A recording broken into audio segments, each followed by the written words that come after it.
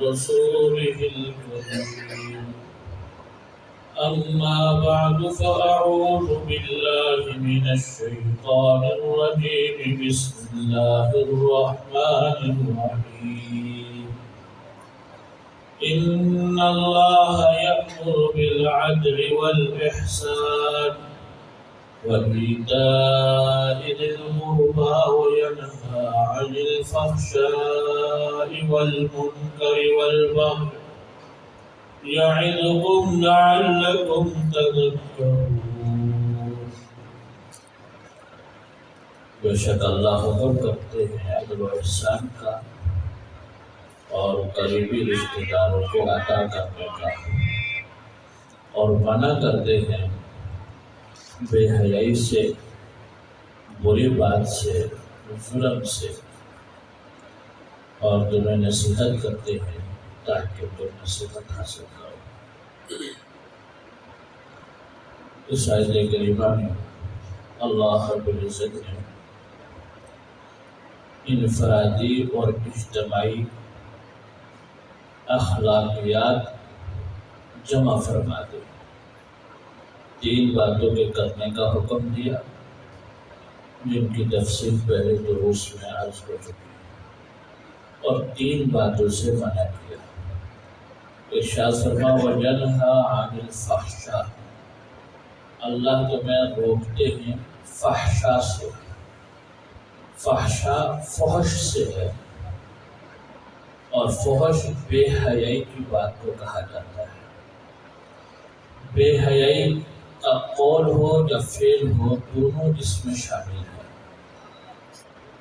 چنانچہ اللہ رب العزت دوسری جگہ ارشاد فرماتے ہیں کہ تم فحش کے قریب بھی مت جاؤ۔ اور آج ہمارے معاشرے میں فحاشی اور عریانی کو اور رسم و رواج اور ترقی کا نام دے کر خوب پھیلایا جا رہا ہے۔ ہماری بچیاں، ہماری بہنیں، ان کے لباس اگر ہم دیکھیں تو وہ اس قسم کے ہیں کہ جن کے اوپر اللہ کی لعنت اور پھٹکار ہے۔ ایسے لباس جن سے جسم کی حیت نظر آئے، ایسے لباس کے اوپر اللہ کی ہمیشہ لعنت پڑتی رہتی ہے۔ اور اگر ہم اپنی گفتگو کا اندازہ لگائیں تو ہماری گفتگو بھی شائستہ نہیں رہتی۔ جو آدمی اپنی گفتگو میں 2-4 گالیاں استعمال کر لیتا ہے، اس کو اچھی گفتگو کرنے والا سمجھا جاتا ہے، قادر کلام کہا جاتا ہے، حالانکہ اللہ رب العزت نے اس چیز سے منع فرمایا۔ تو ہمیں ہر اعتبار سے بے حیائی کی بات سے رکنا چاہیے۔ پیارے آقا صلی اللہ علیہ وسلم نے بے حیائی کی بات سے منع فرمایا، اور زنا سے منع فرمایا، اور فرمایا کہ آنکھیں بھی زنا کرتی ہیں، اور آنکھوں کا زنا دیکھنا ہے، ہاتھ بھی زنا کرتے ہیں، وَزِنَاهُمَا الْبَطْشُ، اور ان کا زنا وہ پکڑنا ہے، پاؤں بھی زنا کرتے ہیں، اور ان کا زنا الْمَشْيُ چلنا ہے، وَالْفَرْجُ يُصَدِّقُهَا اور يُكَذِّبُهَا، اور پھر شرمگاہ اس کی انتہا کو پہنچتی ہے، یا تو تکذیب کرتی ہے یا تصدیق کرتی ہے۔ معلوم ہوا کہ ہماری نظر یہ بھی فحاشی میں مبتلا ہو سکتی ہے، ہمارے ہاتھ بھی فحاشی میں مبتلا ہو سکتے ہیں، ہمارے پاؤں بھی فحاشی میں مبتلا ہو سکتے ہیں۔ پورے جسم کی حفاظت کی ضرورت ہے، حتیٰ کہ ہمارے دل و دماغ بھی فحاشی سے پاک ہونا چاہیے، اور یہ مشکل کام ہے، اسی وجہ سے اس کے اوپر اجر بھی زیادہ ہے۔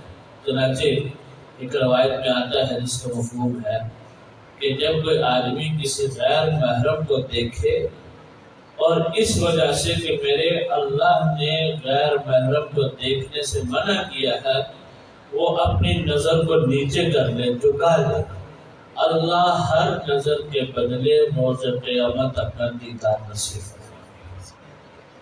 اور اللہ جل شانہ خود قرآن میں حکم دیتے ہیں کہ مومن مرد وہ ہیں جو اپنی نظروں کو جھکائے رکھتے ہیں، اور مومن عورتیں ہیں وہ ہیں یدنین علیہن من جلابیبہن، جو اپنے گھونگھٹ اپنے چہروں کے اوپر لٹکائے رکھتے ہیں۔ بہت سارے لوگ یہ سوچتے ہیں کہ چہرے کا پردہ نہیں ہے۔ قرآن کے اگر الفاظ کو دیکھیں تو گھونگھٹ لٹکانے کا مطلب یہ ہے کہ چہرہ چھپایا جاتا ہے، پورا کے پورا جسم عورت کا یہ پردہ ہے۔ تو بہرحال اللہ نے فحش سے، فحاشی سے منع فرمایا، اور اس سے روکنے کے لیے اللہ نے مدد حاصل کرنے کے لیے نماز عطا فرمائی۔ چنانچہ قرآن کریم میں اللہ فرماتے ہیں کہ ان الصلاۃ تنہی عن الفحشاء والمنکر، نماز فحاشی سے اور بری باتوں سے روکنے والی ہے۔ جب انسان نماز میں مشق کرتا ہے اور نماز اچھی بنانے کی کوشش کرتا ہے، یہی نماز اس کو غیرت دلاتی ہے، اس میں حیا کا مادہ پیدا کرتی ہے، جس کی وجہ سے وہ بے حیائی سے باز آ جاتا ہے۔ اور حیا کے بارے میں پیارے آقا صلی اللہ علیہ وسلم نے فرمایا الحیا من الایمان، حیا ایمان کا حصہ ہے، اور بعض روایات میں آتا ہے کہ نصف ایمان ہے۔ تو حیا اور پاکدامنی کو لازم پکڑنا چاہیے اور فحاشی سے بچنا چاہیے۔ دوسرا لفظ ارشاد فرمایا والمنکر، منکر ہر برائی اس میں داخل ہے جس کا گناہ ہونا، برا ہونا واضح ہو، اس کو منکر کہا جاتا ہے۔ اللہ تبارک و تعالی نے منکر سے روکنے کا حکم دیا، چنانچہ اس کی تشریح میں پیارے آقا محمد مصطفیٰ صلی اللہ علیہ وسلم ارشاد فرما رہے ہیں من رأى منکم منکرا فلیغیرہ بیدہ فإن لم یستطع فبلسانہ فإن لم یستطع فبقلبہ وذلک اضعف الایمان، جو تم میں کسی برائی کو دیکھے اس کو ہاتھ سے روکنے کی کوشش کرے، اگر اس کی طاقت نہیں رکھتا تو پھر زبان سے منع کر دے، اگر اس کی طاقت نہیں رکھتا تو دل سے اس کو روکے۔ یہ ایمان کا کمتر درجہ ہے۔ یہاں پہلا درجہ جو بیان فرمایا ہاتھ سے روکنے کا، یہ اس شخص کے لیے ہے جس کو روکنے پر قدرت ہو، مثلا حاکم وقت ہے۔ یہ حکومتوں کی ذمہ داری ہوتی ہے کہ وہ منکرات کو روکنے کے لیے قانون سازی کرے، اس کے لیے بندوبست کرے۔ اسی طریقے سے اگر حکومت اس کے اوپر عمل درآمد نہیں کرتی تو جو بھی صاحب اختیار ہے، مثلا گھر میں والد ہے، وہ اولاد کو روک سکتا ہے، میاں ہے اپنی بیوی کو برائی سے روک سکتا ہے، بڑا بھائی ہے چھوٹے بھائی کو برائی سے روک سکتا ہے۔ تو اپنے اختیار کے دائرے میں رہتے ہوئے جہاں تک اس کو اختیار ہو وہ ہاتھ سے بھی برائی کو روکنے کی کوشش کرے۔ اگر کہیں یہ ہے کہ ہاتھ استعمال کیا جائے گا، فتنے کا خوف ہے، اور فتنہ بہت سخت چیز ہے، اللہ کے ہاں ناپسندیدہ چیز ہے، تو وہاں ہاتھ استعمال نہ کرے، پھر زبان سے منع کر دے۔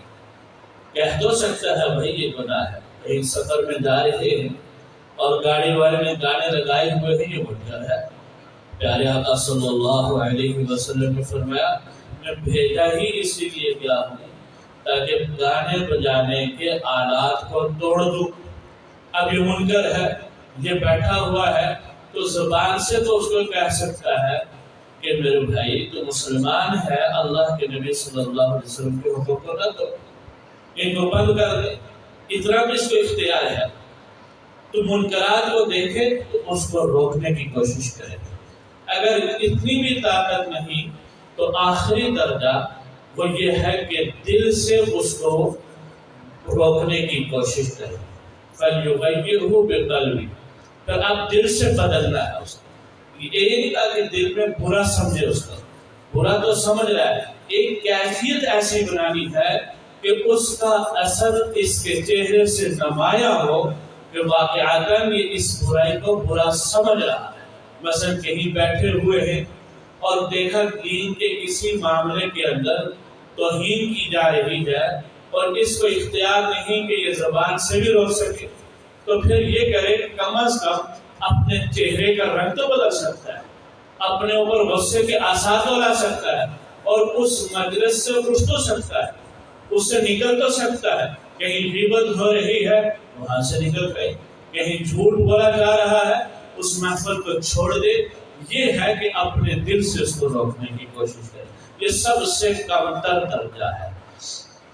لیکن اس میں یہ بات یاد رہے کہ بسا اوقات اس میں افراط اور تفریط کا ہم لوگ شکار ہوتے ہیں کہ جب اللہ کے نبی صلی اللہ علیہ وسلم کی حدیث آ گئی کہ منکر کو ہاتھ سے روکو، زبان سے روکو، تو پھر اس میں بڑی سختی سے کام لیا جاتا ہے۔ حالانکہ دوسری جگہ اللہ رب العزت فرماتے ہیں کہ جب کسی کو دین کی دعوت دو تو بالحکمت والموعظۃ الحسنہ، حکمت کے ساتھ اور ایک اچھے انداز کے نصیحت کے ساتھ اس کو سمجھایا جائے۔ یہ نہیں کہ ہر جگہ سختی سے کام لیا جائے۔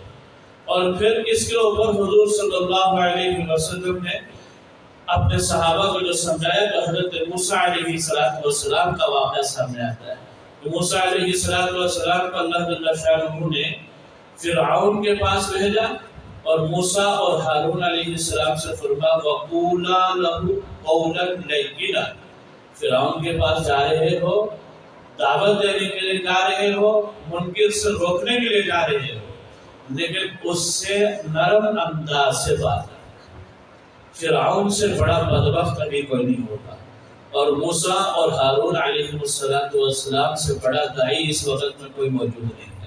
ان کو یہ حکم ہو رہا ہے کہ جب جائیں تو نرم انداز سے، نرم کوشش سے بات کریں۔ کیوں؟ شاید کہ یہ نرمی کا انداز اس کے اوپر اثر کرتا ہے، شاید اس سے اس کو نفع حاصل ہو۔ تو جو سختی کا انداز ہے اس سے نفع کے امکان کم ہوتے ہیں، نرمی کے انداز سے نفع کے امکانات زیادہ ہوتے ہیں۔ تو بہرحال جہاں اجازت ہو، گنجائش ہو کہ سختی سے روک سکتا ہے وہاں تو پہلے درجے پہ عمل کرے، نہیں تو پھر زبان سے ایسا طریقہ اختیار کرے جو دوسرے کے لیے مؤثر ہو۔ تو دوسری چیز فرمائی والمنکر، اور منکر سے، برائی سے روکے، والبغی، اور تیسرا چیز فرمائی کہ ظلم سے باز رہے۔ باقی تفسیر کے علماء نے لکھا کہ اس سے مراد ظلم ہے، چاہے وہ ظلم اپنے پہ ہو، چاہے وہ ظلم دوسرے پہ ہو، ہر گناہ ظلم ہے۔ اور شرک کے لیے اللہ کا قرآن کہتا ہے ان الشرک لظلم عظیم، سب سے بڑا ظلم وہ اللہ کے ساتھ کسی کو شریک ٹھہرانا ہے۔ تو ہر گناہ سے باز آنا، اور ظلم کا جو عام مفہوم ہماری سمجھ میں آتا ہے کہ ایک دوسرے پہ ظلم کرنا، اس سے باز رہنا، یہ بھی اس کے اندر داخل ہے۔ تو قرآن کریم کی یہ جو آیت ہے یہ اخلاق کے اعتبار سے انتہائی جامع آیت ہے، پورے معاشرے کی تربیت کرتی ہے۔ فرمایا یعظکم، اللہ تمہیں نصیحت کرتے ہیں، لعلکم تذکرون، تاکہ تم نصیحت حاصل کرو۔ اللہ جل شانہ سے دعا ہے کہ اللہ جل شانہ ہمیں قرآنی احکامات کے مطابق زندگی گزارنے کی توفیق نصیب فرمائے۔ آمین۔ الحمدللہ رب العالمین، والصلاة والسلام علی سید الانبیاء والمرسلین۔ اللهم ربنا آتنا في الدنيا حسنة وفي الآخرة حسنة وقنا عذاب النار۔